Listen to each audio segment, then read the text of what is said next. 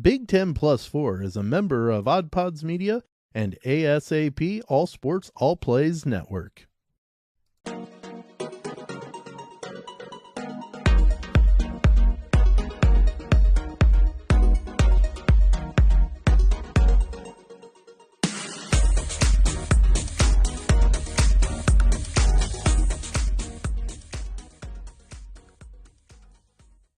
Hello and welcome into Big 10 Plus 4. We bring you college sports with a Midwest perspective, blue collar and blue blood. I am Sam Sprunger. Dalton Shetler not in today. He's recovering at work from being out a couple of days last week from work. So he's got to play some catch up. So he told me Friday is his day this week. Perfectly fine. Okay, we have plenty to talk about. What a whirlwind of a last weekend we had for the Big Ten men and the Big Ten women's conferences in their both their respective NCAA tournaments. And we're going to talk about the rough goings for the men. And then we'll also talk about kind of a rough go for the women as well, leading into the round of 16 for each of those tournaments. Only 4 total Big Ten teams left playing basketball in the NCAA tournaments. So we got three women's teams and one men's team made it to the Sweet 16. So I do believe that that's half as many as the Big Ten had last year, where Michigan and Purdue both made the Sweet 16. Both were then summarily dismissed from the tournament in that round. But this year, only one gets there. Let's talk about how things played out, and it's excuse me, it's probably a source of contention for some people, and you may even think, oh, we're going to give him the business. We're going to give Sam the business. There's no way he had Purdue getting beat in the first round by either Texas Southern or FDU. And you're right. I did not. I'm not going to lie. I had Purdue winning the national championship. I thought they'd righted some things, and I didn't take into consideration game planning that Purdue wouldn't be able to handle. And that's not to say that I didn't think that it couldn't have been close if the team they were playing, which coincidentally turned into FDU, if that team had executed its plan almost to perfection, it still wouldn't be enough to beat Purdue. And as a 1 seed, you never think that it could happen, but it won't. And it was I was actually at the games in Columbus and got to see that game firsthand and up close and personal. It was a great basketball game. There were a bunch of things that I took into consideration outside of the basketball game that made it even more memorable and even more spectacular to me. And but as the game in whole, FDU had the better game plan. They executed the better game plan, and Coach Painter at the end of the at the press conference was pretty straightforward. That said that we were outcoached, we were outplayed. The better team on the court was not us tonight, and it was FDU, and it was a difficult situation for him, because yet again, he's getting knocked out by a double-digit seed. That's 4 straight tournaments he's been knocked out by a double-digit seed. It's tough. And so, he was very gracious in the aspect of giving as much time as the press wanted, and that shows a pretty good character. And I know I'm not trying to fend off the naysayers. If you don't like Matt Painter, you don't like Matt Painter, and that's okay. I think if you value only tournament runs, then that's fine. That's your prerogative. That's okay. You're allowed to feel that way and want your coach to have better tournament runs.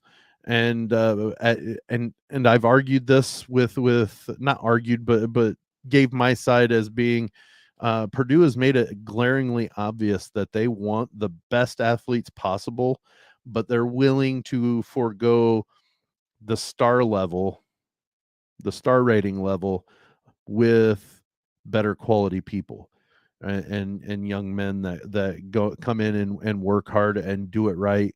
Don't get me wrong, you get the outlier of a Jaden Ivey who is a 5-star recruit, or Roosevelt Colvin's son Miles is coming in next year. He's a 4-star. Uh, Fletcher Lawyer was a 4-star coming into Purdue. So you want those recruits. You do. You want those as good a recruit as possible, but ones that will fit within your dynamic and your culture. And I've got some stuff from the press conferences that I was able to attend and ask coaches. I asked one question of Tobin Anderson, the former coach of Fairleigh Dickinson, the team that upset Purdue in the first round, accepted a job on Tuesday, I believe, yesterday, to become the next coach at Iona, which was vacated by Rick Pitino, who went to St. John's. And so I asked him about the ability to uh, stay focused, but he talked about culture and the culture of the team.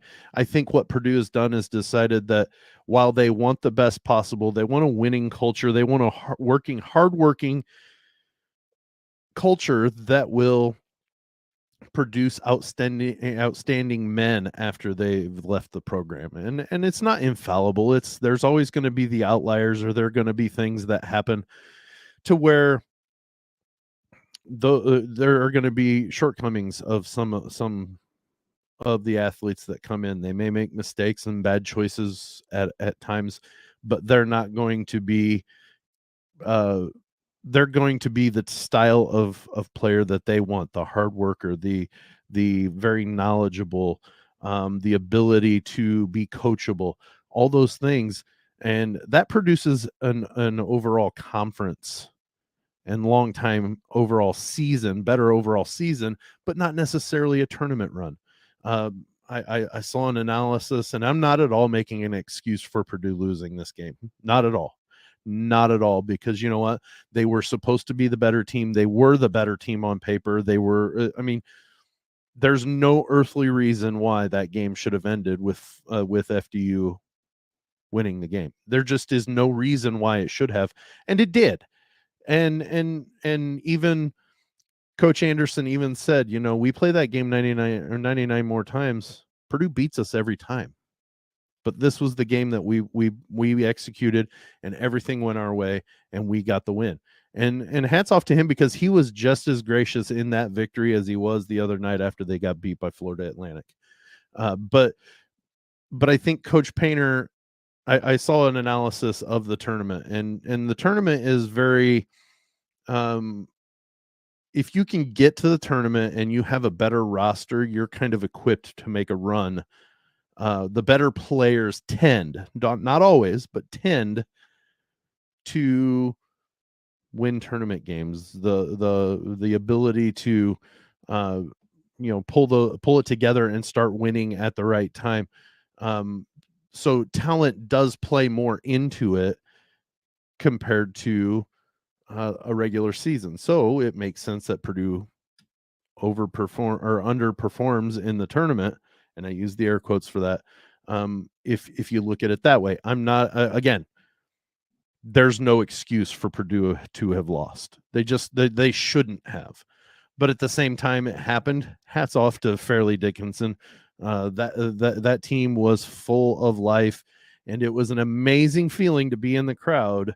And at the beginning of the game, you had FDU's little cheering crowd section there, and they were relatively, you could hear them, and Purdue was all around. There was about 40% probably of all the fans at time of that game were there to cheer on Purdue, and about 6 to 8% sitting in that FDU section. FDU doesn't even have a pep band.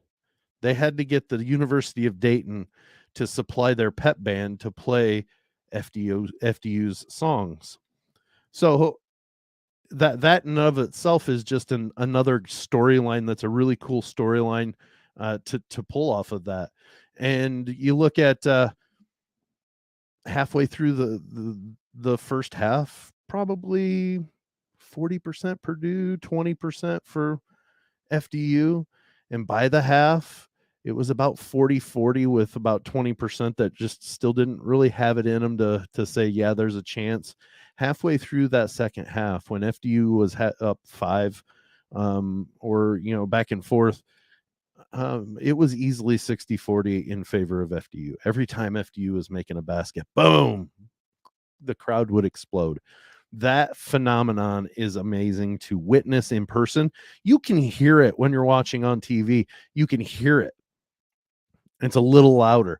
But until you're in the crowd or amongst the crowd and hearing that takeover, it is a fantastic experience. And it was heartbreaking to see Purdue lose, and it really was. And I asked Coach Painter about what he tells his team after that. Let's go ahead and listen to that audio, courtesy of NCAA. What do you tell the team after such a successful year, winning the regular season, Right. winning the tournament in the Big Right. Ten, and then getting upset like this? What do Right. you tell them at the end? Yeah, there's nothing you can say that's going to change it, right? I mean, it stinks.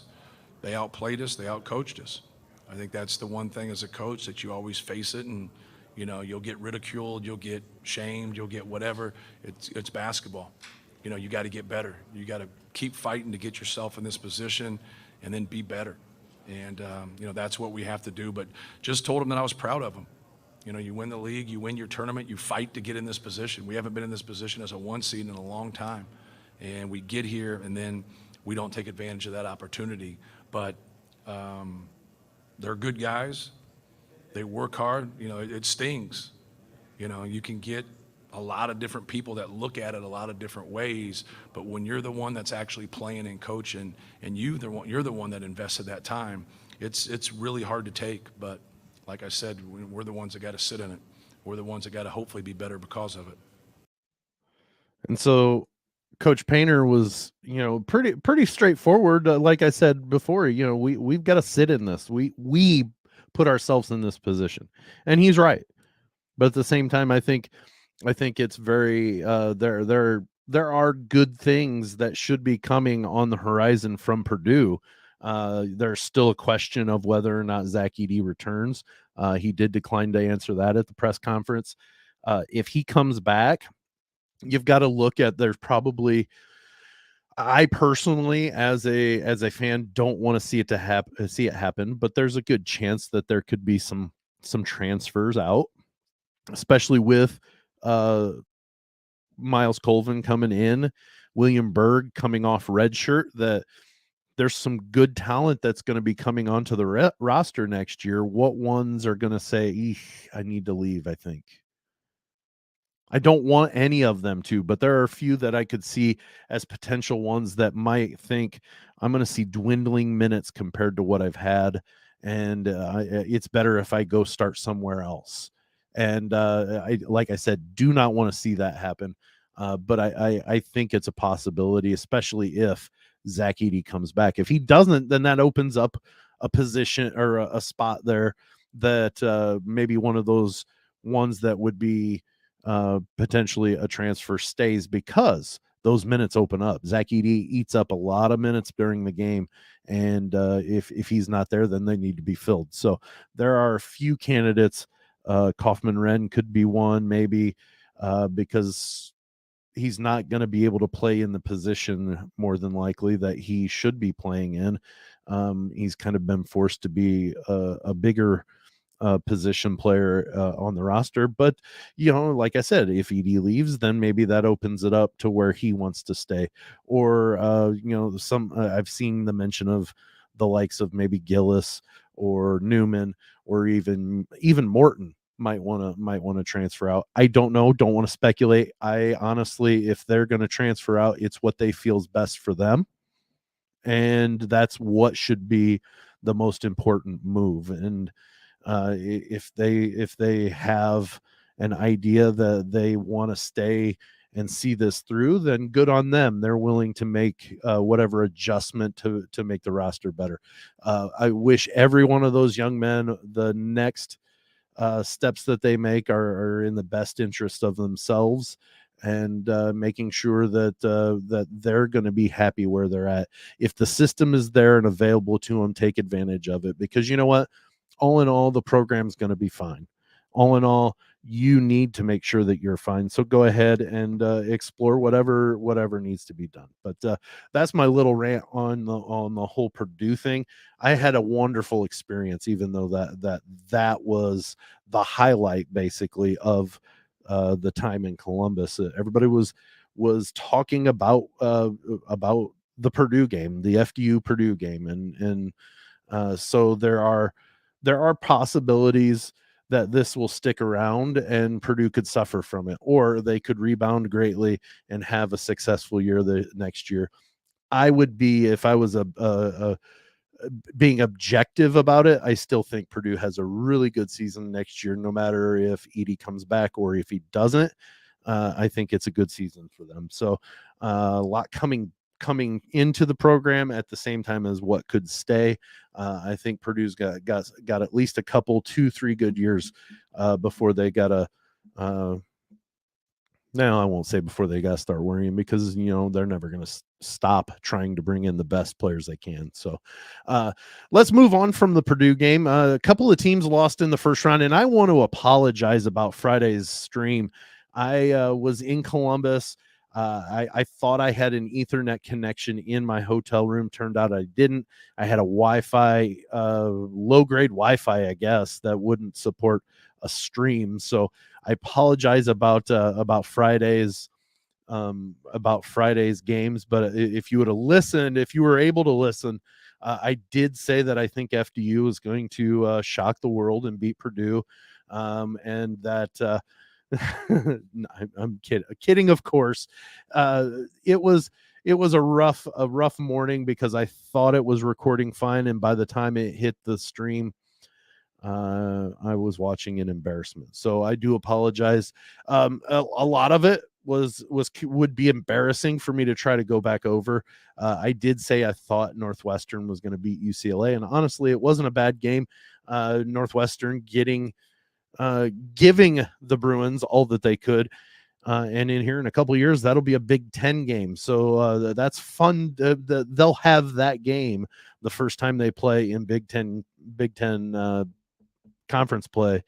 That will be a source of, do you remember the last time that UCLA and Northwestern played? It was back in the 2023 NCAA tournament where the Bruins came out on top. They'll be able to relive a few of those a few of those highlights from that game, because it was a really good game. It was a 5-point win for UCLA, but it always was well within about that range. It was about 5 points back and forth between the two teams. Most of the time UCLA had the lead, but there were times that it went back and forth a little bit. And Northwestern represented very well. Got a win. Got a win in the first round against a really good Boise State team. But then also they put forth a good effort, and a really strong effort against Northwestern, or against UCLA. And Chris Collins, we talked about this at the beginning of the year.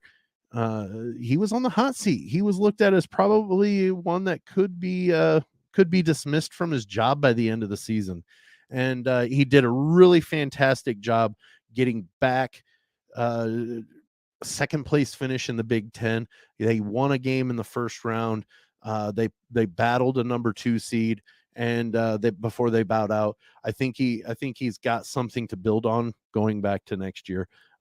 It's a good season, a good forecast, or review of them.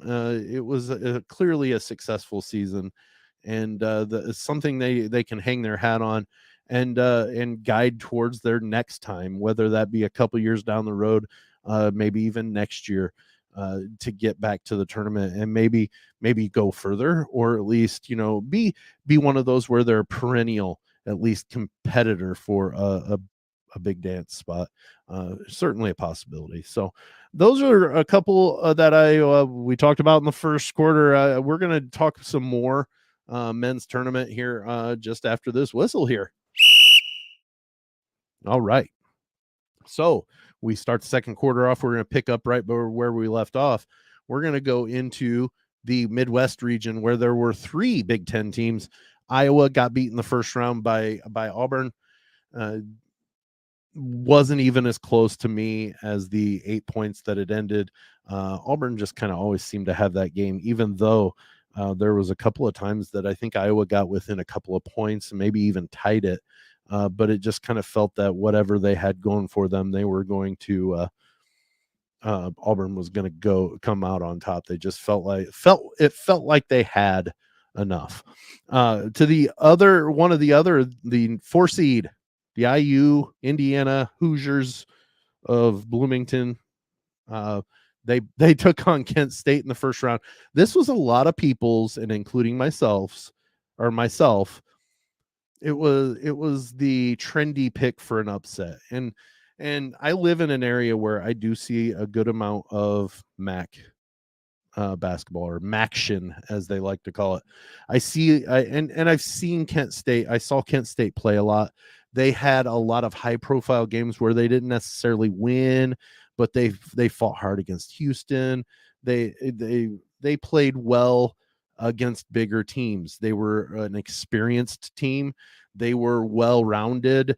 They had inside, they had outside. It was a lot of people's sexy pick to for an upset. The 4-12 or the 4-13 upset. For this one, it was a real popular upset pick, including myself, like I said.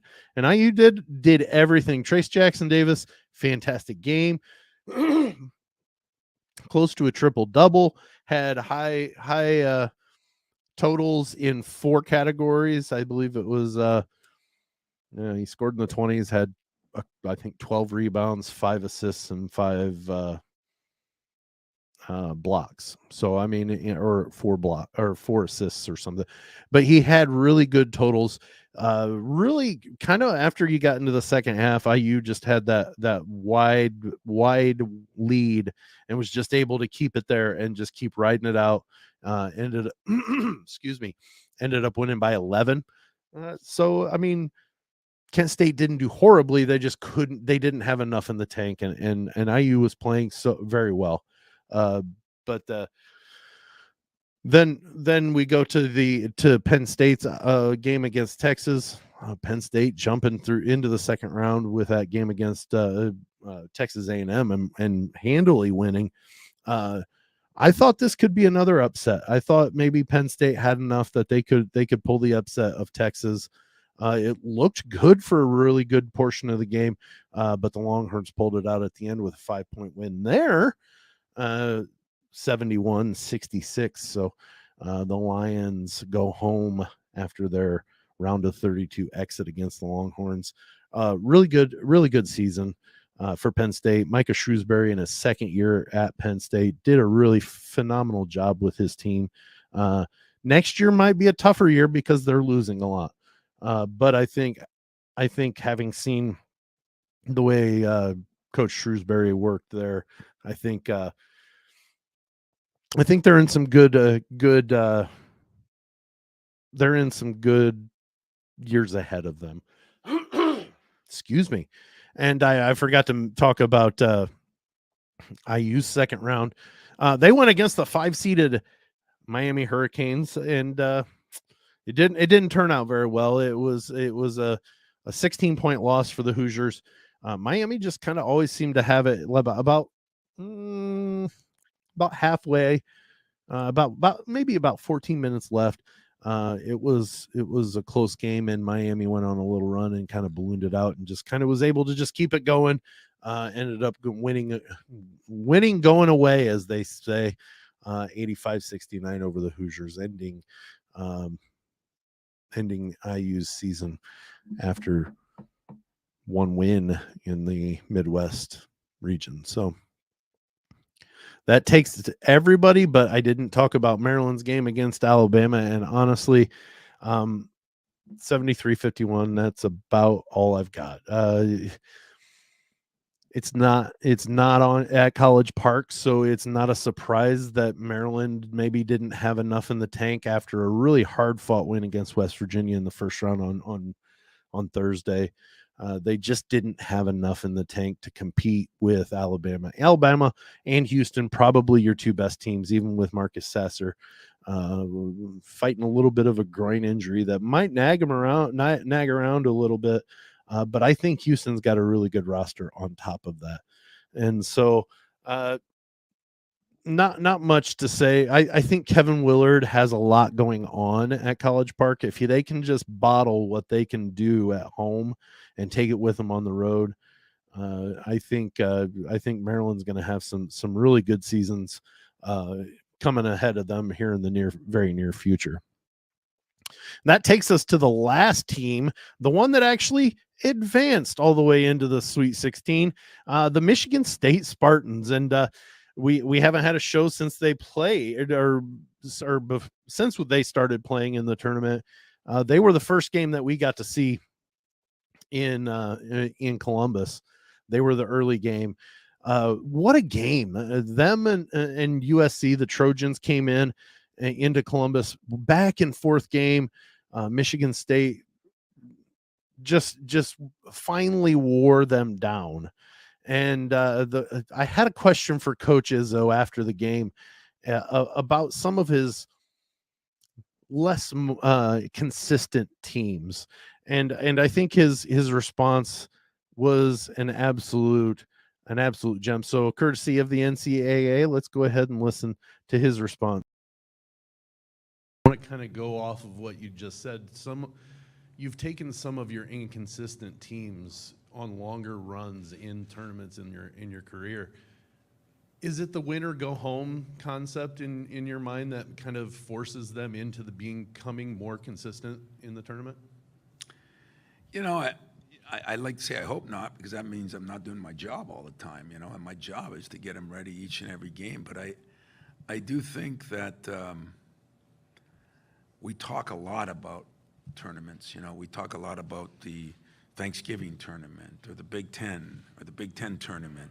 Anytime you get a chance to win games where if you lose, you go home, I think you've got to lose, you're not going to finish first. I think we do talk about that a lot at our place, and it doesn't always hit home, but sooner or later, you know, I thought yesterday we guarded a lot better. You know, we had one bad stretch. Other than that, I thought we did an unbelievable job against a very good offensive team. So we guarded better, and we maintained some things, you know, and we gave up the lead. We came back at the end when we couldn't make a free throw. I mean, I think the best free throw shooting team in the league. There wasn't a panic. I think we're growing. You know, I'll be honest with you, I thought AJ played really well. And, you know, and even on the bench, because he had to sit a while with the fouls, you know, when you got a team that's fun to coach, and it's fun to coach when you can coach them.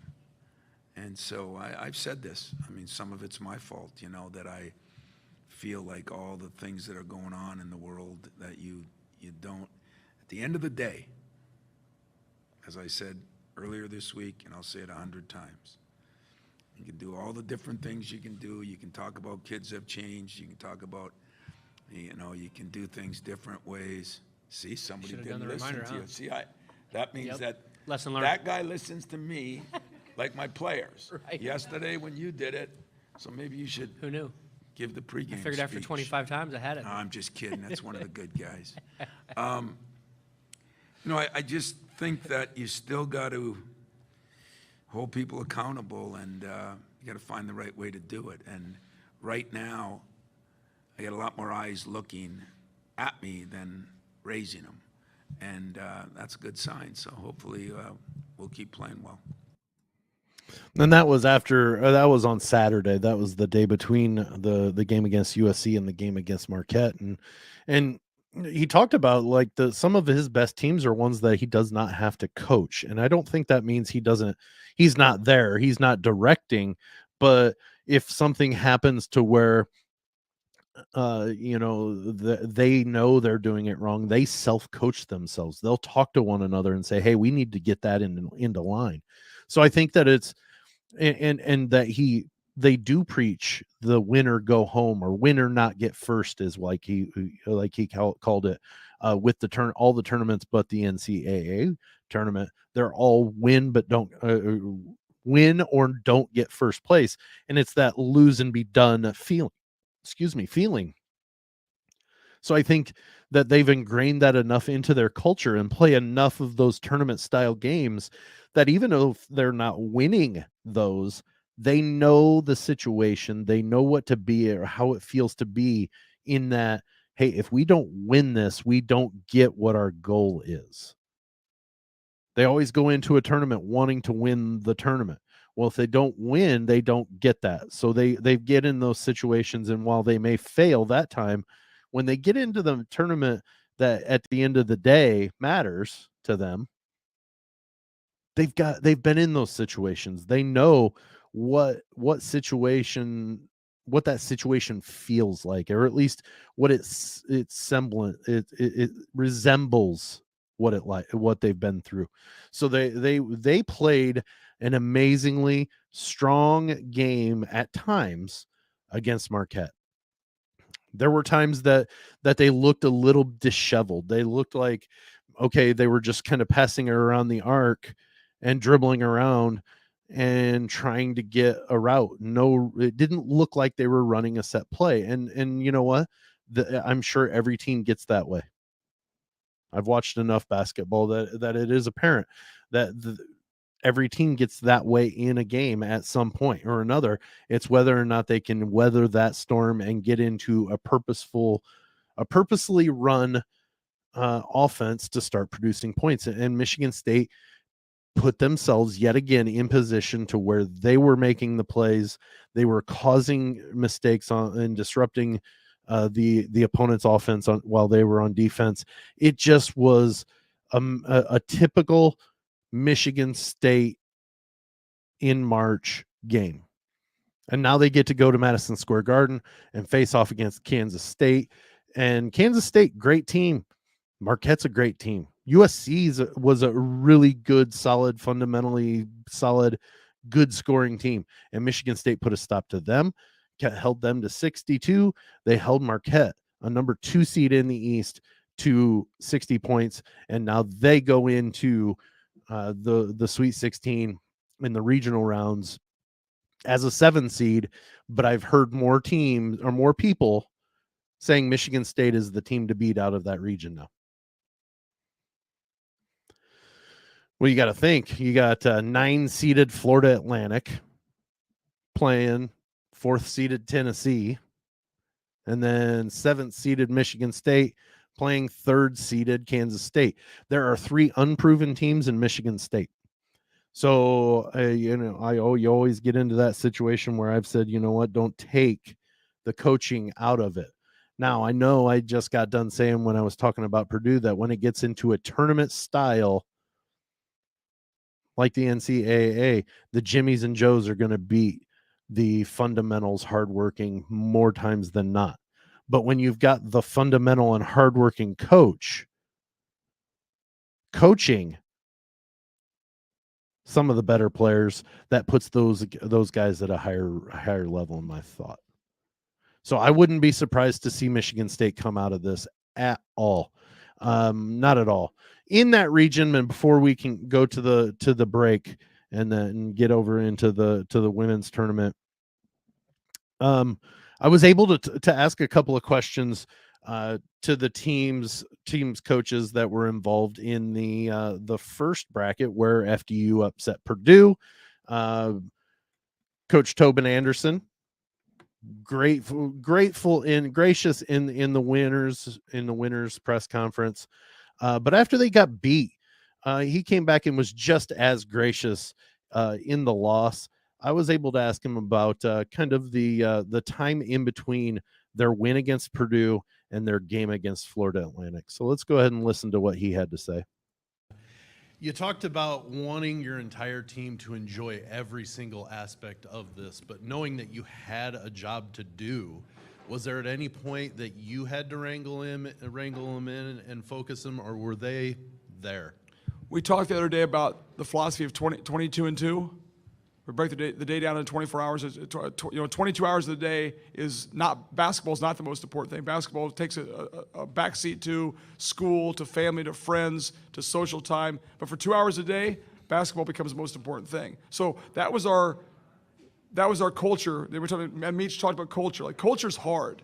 Like, we had to come to the program. The culture's being on time. Culture's doing the right thing. Culture's treating people the right way, saying please and thank you. Culture is all the little things, right? So we talk about 22-2 the first day I got the job. I handed it to him. This is how we're going to live. We're going to live by this 22-2. So we didn't change just because he won. So we kind of said, hey, these 2 hours when it's just basketball, let's concentrate on Florida Atlantic. Let's concentrate on the preparation. But when you go away, when we're not meeting for film or not practicing, go do what you do, which I guess is make TikToks. I mean, there's a lot of TikToks out there, so I guess that's what they do.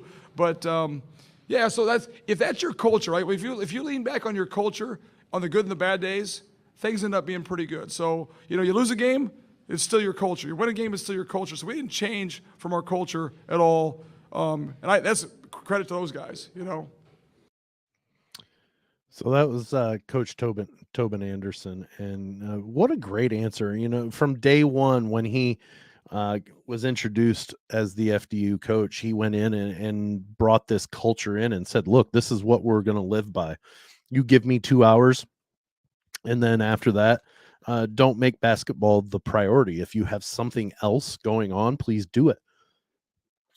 Excuse me. And that's a way to compartmentalize. And you heard Coach Izzo a little bit before that during his thing, that you can't sit there and complain about kids, how they've changed and how they need to take notice. I think Coach Tobin kind of maybe took that and said, yes, kids are changing. Okay, you know what? If we give them a set amount of time they need to concentrate on what we're here to do, we can give them the rest of the time. When you're with us, when we're doing basketball, it is basketball. Then after that, you know what? Go do what you do. That's a culture. Saying please, saying thank you. Getting that set into a program when it doesn't have anything to do with basketball, that's a culture change that you should be behind, because it's producing young men that are going to be better people when they're done in the system. They'll have that ingrained, that's how you treat people out, people in general. They're going to be solid human beings. And Coach Tobin really, really took that to a level that you could see in the players, in the post-game press conferences. Very polite young men, very thoughtful with their answers, not being disrespectful. You could tell this is part of their basketball. This is part of their 2 hours. We got to give it to them. This is ours, and very respectful. He's going to take some I'm going to assume take all of this work that he had done and seen it succeed, and take it to Iona, which is a step up from FDU, and really start to fine tune it and make it better. And then maybe he wins some games, and some big games, and works his way up. I think before too long, you'll see Tobin Anderson coaching at a pretty large program and doing this same style of 22-2, to where, when we've got you for these 2 hours, it's the task at hand. After that, you go be a kid, but you be a respectful one representing the program. And that, I think that's a beautiful way to run a program in today's age. It's difficult to try to get kids to buy in. And I think Coach Tobin has a pretty good handle on how to do that successfully, at least at a certain level. And I think it can get I think it could be successful at a very high level as well. I was able to ask Coach Dusty May from Florida Atlantic after their win against FDU, a question that was it was a little bit in the odd range, but it's about the crowd involvement in his game against FDU. So go ahead and listen to. This is an odd question, maybe, but did you ever think at any point in Columbus, Ohio, you would be booed at the team by the team or against the team that you were playing, thinking maybe you would be the Cinderella that everybody was backing up, but tonight you were the ones being booed? It's a great question. We never felt like we were a Cinderella team. Our league was tough this year. We went into an SEC school and won, and have been in some very tough environments. So we never felt like we were a Cinderella story because of our record, because of the players in that locker room. But yeah, we did feel like we'd be able to get the common fan or the extras on our side if we did play Purdue. But obviously, when you're playing FDU and they're on the run that they're on, they're easy to root for, especially the way they're playing.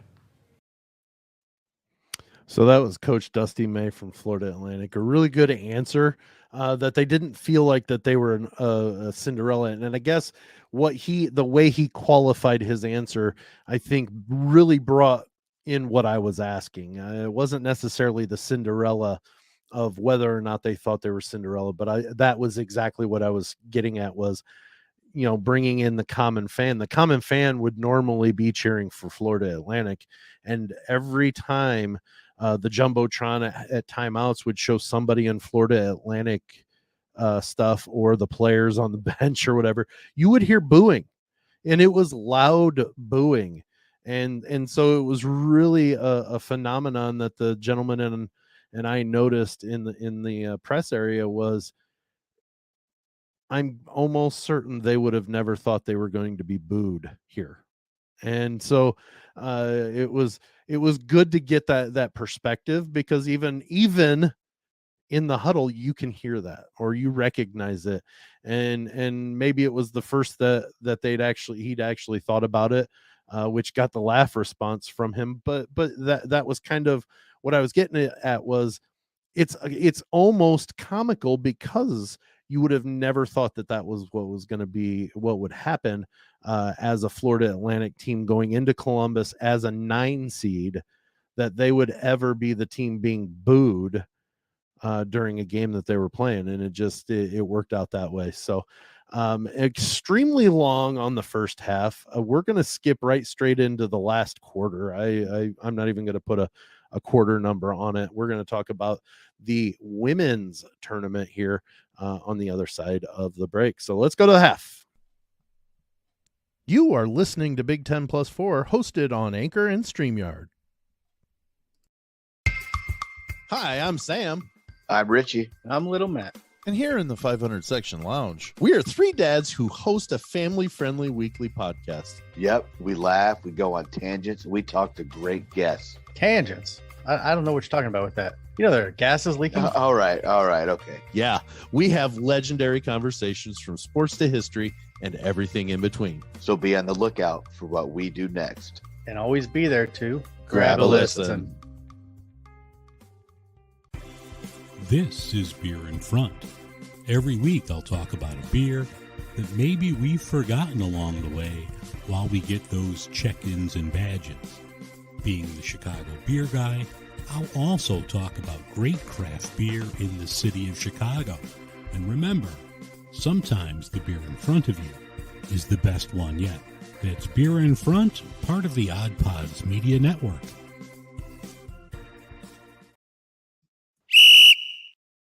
All right, we move in to the final quarter of the show today, and we're gonna go look at the women's bracket. And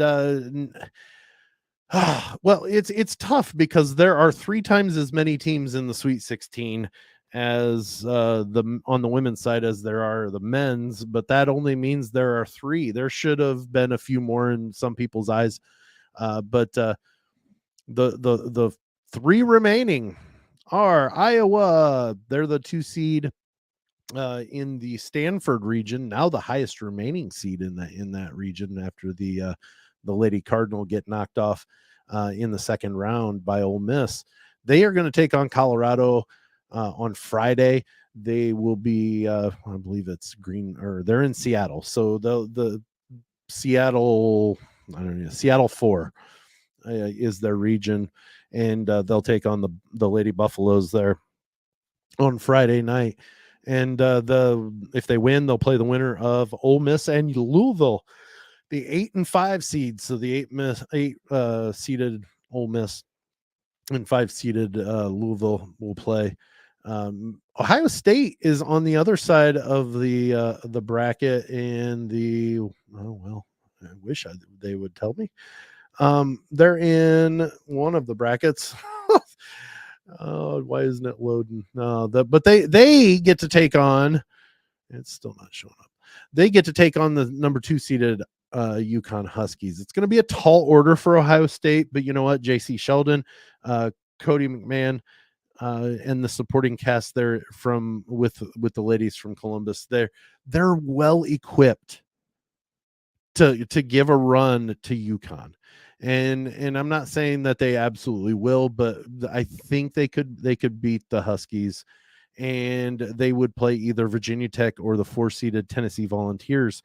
And the path to the Final Four is a very, very possible for Ohio State. They've got a 1-2 punch that appears to be doing well and getting better.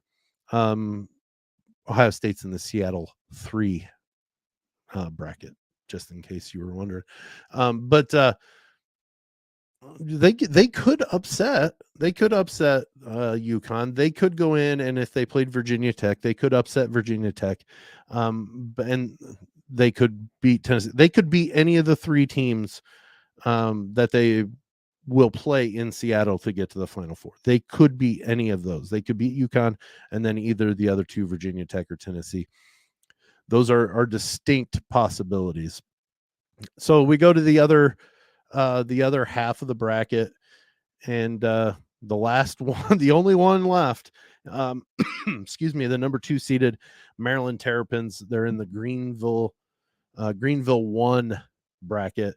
The winner of that game against Notre Dame and Maryland will play the winner of South Carolina and UCLA. And I'm not going to lie, I wholeheartedly expect it to be South Carolina that comes out of that.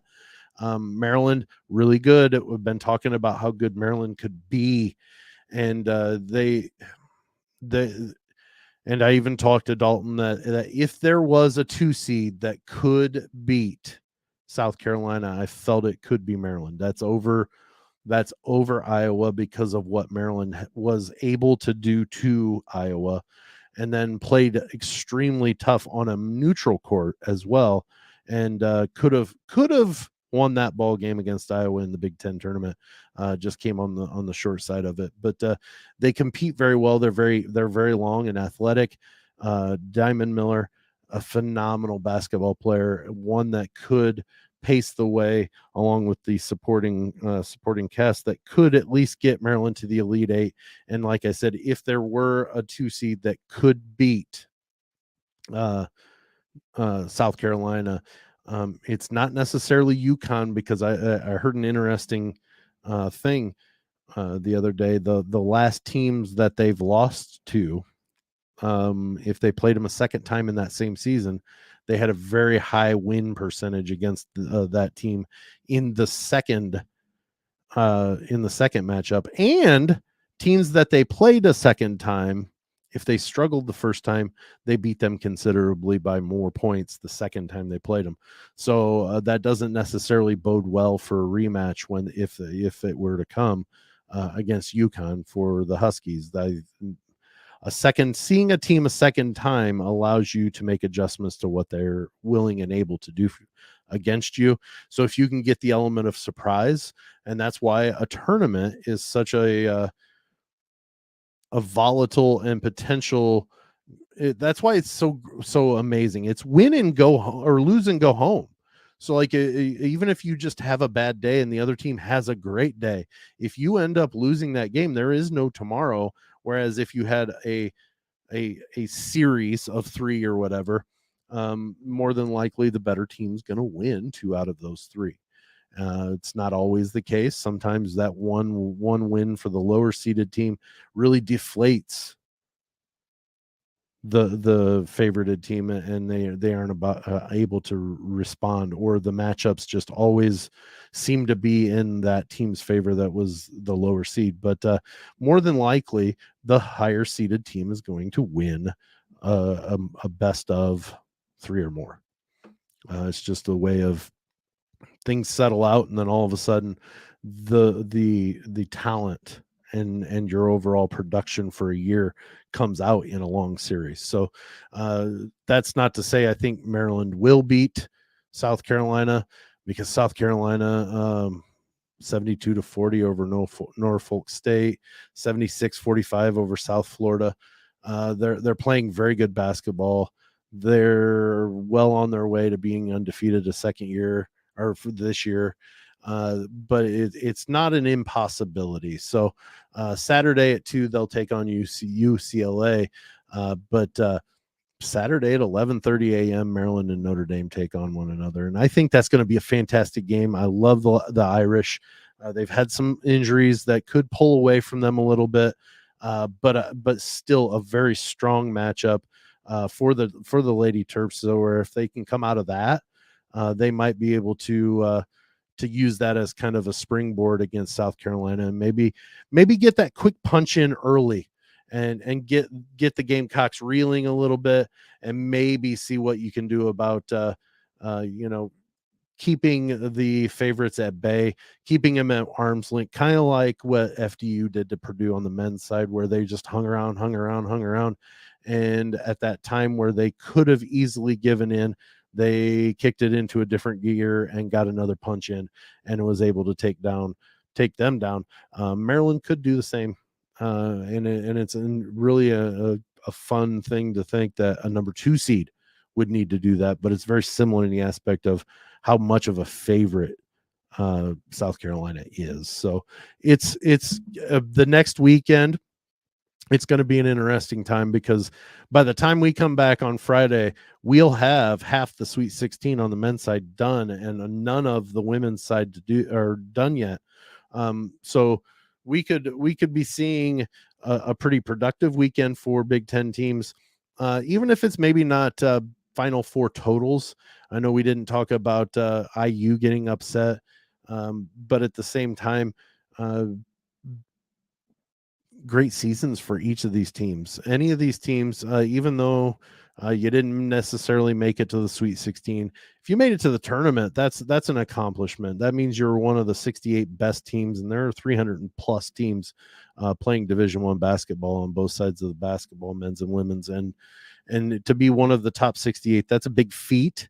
But at the same time, if you're able to get some wins in, or at least have a good showing, that helps the programs in the long run as well. So for those teams that are out of the tournament, better luck next year. Keep working hard. It's always nice to see the conference do well, even though I do have a rooting interest. You still want to see the conference do as well as possible. And I know I've made the statement that, once Purdue's out, I kind of stop worrying about what the conference does. And that's still kind of the same thing that I'm dealing with right now. But I am paying attention. I do hope that all the teams on the ladies' sides, Ohio State, Iowa, and Maryland, all put forth a respectable foot in their next games. And best of luck to Michigan State. Hopefully they are able to come out of that and maybe at least get to the Final Four, and give the conference a little representation, so we can talk into the end of the tournament about the conference in specifics, rather than just saying what could have been. So that's it for today. Let's give you a quick rundown of all the finding us on social medias, and where you can find the show. To find us on social media, for TikTok, Instagram, and Twitter, we are at Big 10 Plus 4. you have to spell out the plus. On Facebook, you can just, I use the joke of, you can just think about the plus sign and it will put it in for you. But it doesn't matter if you spell it out or put the plus sign there. We are on Odd Pods Media for all of our audio. We are the only sports show on Odd Pods Media. Makes us a little extra special when it comes to that. But great family of shows there. Go ahead and check them out. Oddpodsmedia.com. We are streamed twice a week on ASAP Network. We are lucky to have a couple of slots. Wednesdays at 5 p.m. Eastern, and then Friday mornings at 9 a.m. Eastern. We stream normally at least one day a week. I have Dalton Shetler, so he will be in on this Friday coming. And then if you miss the stream, ASAP has a mobile app that you can go to the Google Play Store, or the Apple equivalent, to download the ASAP Network app. And you can watch some past streamed shows. Right now, we don't have the live TV feed that we have. You can go to Roku, Apple, Amazon, all of those. Download the ASAP Network app and be able to watch all the live streaming from that. But hopefully, the mobile app itself will have the live stream television show or television stream as well. If you don't want to download an app and you've got Spotify already, go find us on Spotify. You can watch the stream, the video stream there, or listen to it audio wise there. And anywhere else you find podcasts, you can find the audio version through just by searching our name. So thank you so much for coming in. I know I rambled maybe a little bit about the Purdue part, but I do believe that as objectively as possible, I can look at Purdue's next coming couple of years and say that I think that they're going to still be a very strong presence in the conference, if not favorites to win the conference. It's just a matter of how much they're going to take this loss and put it towards the preparation for the next year. So I am Sam Sprunger for Dalton Shetler, who will be in on Friday, Tony Hollinsworth, who we're still working to get him around and see if it's if we're going to be able to, if he's going to be able to stay on the show. But for now, Tony Hollinsworth as well. Again, I'm Sam Sprunger, and thank you so much for coming in today, and we'll see you later.